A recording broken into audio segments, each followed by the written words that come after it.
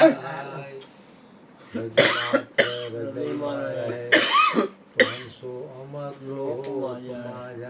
રોજ બોલી છીએ, યાદ નથી રહેતો? આપણું મન ક્યાં હોય? ये आज बात करे थे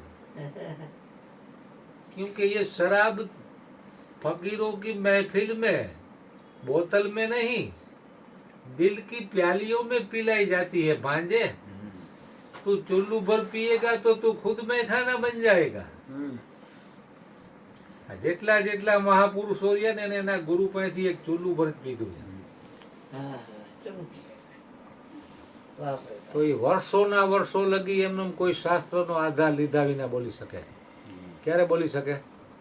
કારણ કે તમે વાંચીને ગોખીને આવ્યા હોય તો તમને ટાણી યાદ ન આવે. એટલે બચ્ચે ये चुल्लू भर प्याली का प्रभाव है। सतगुरु महाराज की जय जय।